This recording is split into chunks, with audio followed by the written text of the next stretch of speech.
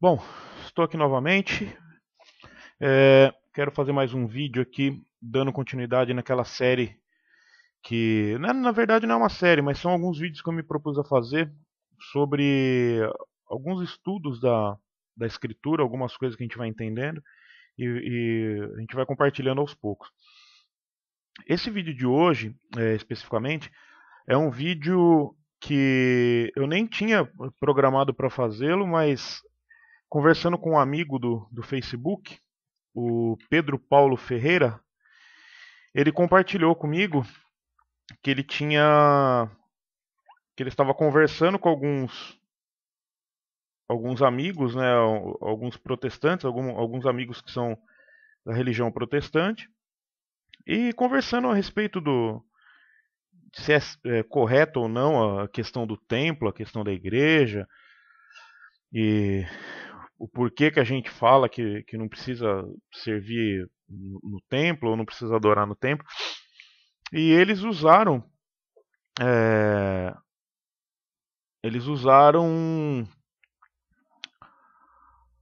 uma passagem que está no livro de Salmos, né? Eles usaram um salmo para é, poder sustentar a ideia de que é necessário adorar no templo e que precisa se adorar no templo, enfim. Bom, antes da gente ver se realmente isso é verdade, nós vamos ler o texto aqui e vamos ver pelo menos eu vou mostrar a conclusão que eu cheguei lendo. Eu acho muito interessante, assim, quando é, os irmãos protestantes acabam usando passagens da Velha Aliança ou do Velho Testamento para defender práticas da Nova Aliança, certo? Porque comigo, eu penso da seguinte forma: se você vai usar a Velha Aliança, passagens sobre o dízimo, sobre o templo, para defender essas práticas que hoje são feitas nas igrejas, então você também tem que defender a circuncisão, você vai ter que cortar o teu prepúcio, você vai ter que defender o sacrifício, você vai ter que continuar fazendo sacrifício dentro da igreja, queimando rolinha, queimando boi, queimando jumenta, enfim. Você vai ter que defender também, ou você não vai poder condenar é, o fato do cidadão ter mais de uma esposa, porque tudo isso também são práticas da velha aliança. Então, assim, tem que se tomar muito cuidado quando você, que é um amigo, irmão protestante, vai usar alguma coisa da antiga aliança para defender uma prática que é feita nessas igrejas de hoje, porque você pode, de uma certa forma e de uma certa maneira, estar agindo com uma incoerência escritural muito grande.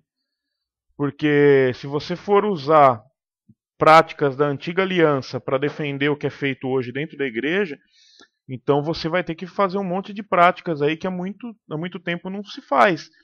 E hoje muitas delas são praticadas apenas pelos judeus. Então precisa se ter um cuidado em relação a isso daí, certo? Bom, vamos lá. O texto que foi usado por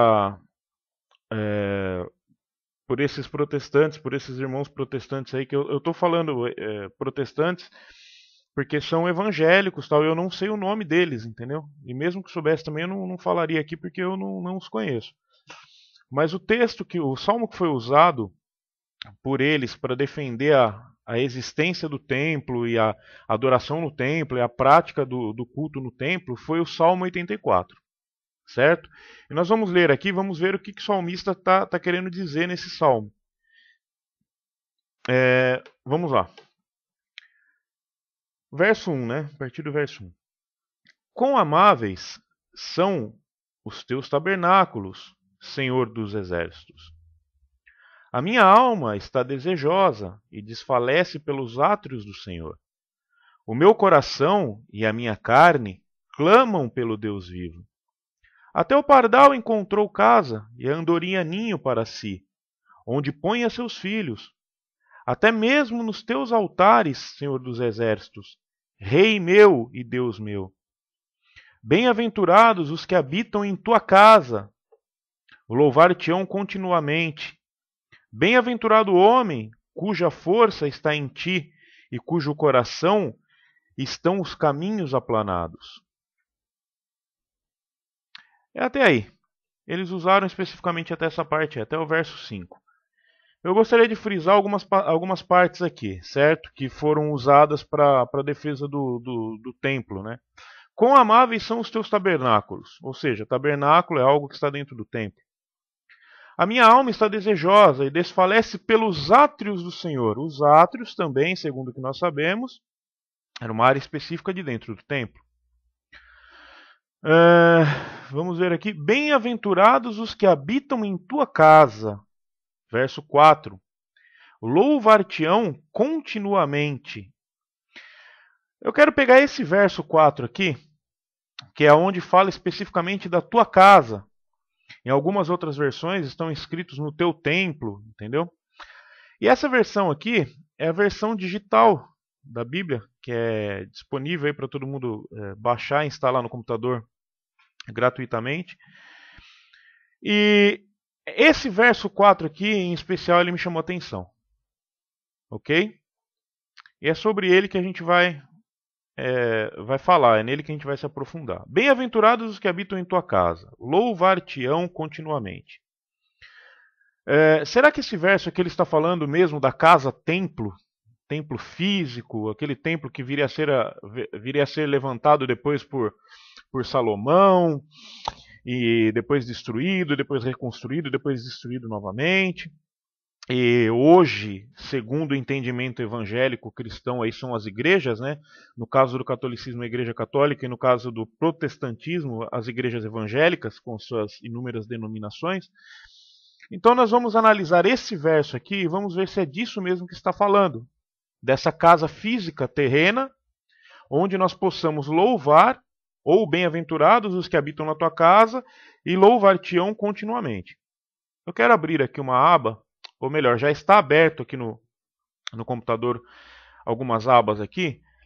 E aqui eu tenho o mesmo Salmo, capítulo 84, e a versão que eu estou usando aqui é a versão Almeida Revista Atualizada. Essa versão é uma versão um pouco mais antiga da Bíblia. Então ela tem algumas escritas de maneira diferente. Porque a gente sabe que a cada versão que vai se atualizando, muita coisa vai se perdendo, certo? Então eu quis ver primeiro nessa versão aqui para ver o que está falando, ok? Nessa versão, diz assim, ó: quão amáveis são os teus tabernáculos, Senhor dos Exércitos. A minha alma suspira e desfalece pelos átrios do Senhor. O meu coração e a minha carne exultam pelo Deus vivo. O pardal encontrou casa, e a andorinha ninho para si, onde acolhe os seus filhotes. Eu, os teus altares, Senhor dos Exércitos, Rei meu e Deus meu. Bem-aventurados os que habitam em sua casa, louvam-te perpetuamente. Nós vemos aqui, no verso 4, que já tem uma modificação aqui em relação ao que a gente viu na Bíblia Digital. Na Bíblia Digital, nós vimos aqui que está escrito: louvar-te-ão continuamente. Nessa daqui, nós já temos louvam-te perpetuamente. Certo? Aí eu pergunto para todos os que estão assistindo esse vídeo: porventura, algum homem terreno, físico, que habita nesse plano físico, material que nós habitamos aqui, teria condições de louvá-lo, louvar o Eterno, o Criador, perpetuamente? Para quem não sabe o significado do que é perpetuamente, eu já tenho até aberto aqui, ó, o significado num dicionário, que diz assim, ó: de maneira perpétua, incessante e constante, cuja duração é eterna, para sempre. Ninguém vive perpetuamente. É até interessante essa citação do dicionário, porque ele diz: ninguém vive perpetuamente. Então, como pode esse salmo, ou esse salmista, estar se referindo a uma adoração num plano físico humano, sendo que nos remete a um louvor perpétuo? Será que é isso mesmo que ele estava dizendo? Será que quando ele está falando assim, bem-aventurados os que habitam em tua casa, louvam-te perpetuamente, será que ele está falando daqueles que estão aqui? Ou será que ele está falando daqueles que estão na morada celestial? Se for isso, então o texto ganha outro sentido, porque quando fala dos seus atos, quando fala do seu tabernáculo, ele está falando do reino eterno, daquilo que está lá em cima, não de algo que foi criado aqui na terra. Mas para que a gente não fique só nessa versão, vamos abrir mais uma aqui, ó.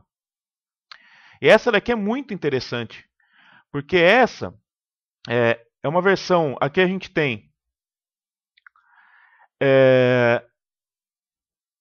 a versão da Sociedade Britânica, que diz assim, ó, o verso 4: Felizes são os que habitam na tua casa, para sempre hão de te louvar. Ou seja, mais uma vez tem uma conotação de sempre, de eternidade, de algo sem fim. Então a gente entende mais uma vez que não pode ser algo humano, porque ninguém nesse plano físico vive para sempre. Nada aqui é para sempre. Aqui as coisas têm um começo e têm um fim, certo? Mas o que mais me chamou atenção foi a versão católica. Olha o que diz a versão católica no verso 4. Felizes os que habitam em vossa casa, Senhor. Aí eles vos louvam para sempre. Essa versão ela é tão clara e tão direta que não resta dúvida de que o salmista está falando aqui, trocando em miúdos, é o seguinte: bem-aventurados aqueles que estão aí na morada eterna, com o Criador eterno, podendo o louvar na eternidade. Não nós que estamos aqui nesse plano físico corrupto e maldito. Fica muito claro nos textos que é disso que está falando. Vou ler novamente a versão católica. Felizes os que habitam em vossa casa, Senhor. Aí eles vos louvam para sempre. Então, meus amigos, é muito simples e muito fácil de perceber que não se trata de algo terreno, algo físico. E muitas vezes quando a gente fala, tanto eu quanto alguns outros irmãos aí na internet, que a Bíblia não é um livro imaculado, não é um livro santo, tem muita gente que não entende isso. Muita gente acaba entendendo que a gente está falando da Escritura. Mas um livro santo, um livro que é sagrado, ele não poderia ter esse tipo de confusão, entendeu? Isso é algo que passou pela mão do homem, e se passou pela mão do homem, é impossível ser santo. Nada que tenha passado pela mão do homem é santo. O homem não tem poder para santificar ou para manter a santidade de nada, porque o homem é corrupto. Então, para aqueles que são bibliólatras, né, que idolatram a Bíblia, vocês precisam tomar um pouco de cuidado, porque aquele que é santo é o Eterno, é o Messias.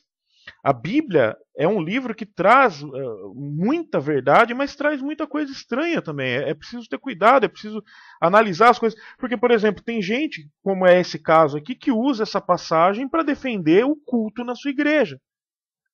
Entendeu? Usa essa passagem, usa esse salmo para defender o culto, para defender a igreja. E aí dentro da igreja a gente já sabe o que acontece. É cobrado dízimo, e paga-se salário para um pastor, e usa-se o dinheiro do povo. Enfim, tudo aquilo que todo mundo já está careca de saber. Então é preciso ter um pouco de cuidado a hora que você vai usar os versos da Bíblia e usá-lo. Tem muita gente que usa como santo, como sacro, como sagrado. Porque muitas vezes você pode estar totalmente equivocado naquilo que você está pensando a respeito do texto que você está usando. Certo? Então, para encerrar, eu vou ler só mais uma vez aqui para que fique bem gravado aí na memória de todos. Felizes os que habitam em vossa casa, ó Altíssimo, aqui está escrito Senhor, aí eles vos louvam para sempre. E nesse caso, eu concordo plenamente com o texto. Felizes são os que habitam na casa do Altíssimo e lá podem louvá-lo para sempre, para toda a eternidade. Um abraço a todos aí e até a próxima.